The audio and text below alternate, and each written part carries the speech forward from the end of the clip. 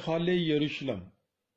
اور جب وہ یروشلم کے نزدیک پہنچے اور کوہ زیتون پر بیت فجے کے پاس آئے، تب یسوع نے 2 شاگردوں کو بھیجا اور ان سے کہا کہ اپنے سامنے کے گاؤں میں جاؤ، وہاں پہنچتے ہی تم ایک گدھی بندھی ہوئی اور اس کے ساتھ بچہ پاؤ گے، انہیں کھولو اور میرے پاس لے آؤ، اور اگر کوئی تم سے کچھ کہے تو کہنا کہ یہ خداوند کو درکار ہیں اور وہ جلد واپس کر دے گا۔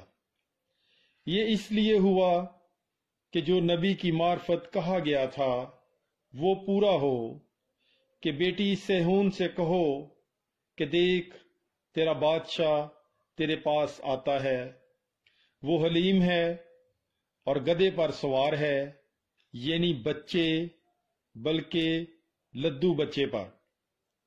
پس شاگرد گئے اور جیسا یسوع نے انہیں حکم دیا تھا ویسا ہی کیا، اور وہ گدھی اور بچے کو لے آئے اور اپنے کپڑے اس پر ڈالے، اور وہ اس پر سوار ہوا، اور ہجوم کے اکثر لوگوں نے اپنے کپڑے راستہ میں بچھائے، اور اوروں نے درختوں کی ڈالیاں کاٹ کر راہ میں پھیلائیں، اور ہجوم جو اس کے آگے آگے جاتے اور پیچھے پیچھے آتے تھے پکار پکار کر کہتے تھے، داؤد کے بیٹے کو ہوشانا، مبارک ہے وہ جو خداوند کے نام سے آتا ہے، عالم بالا پر ہوشانا۔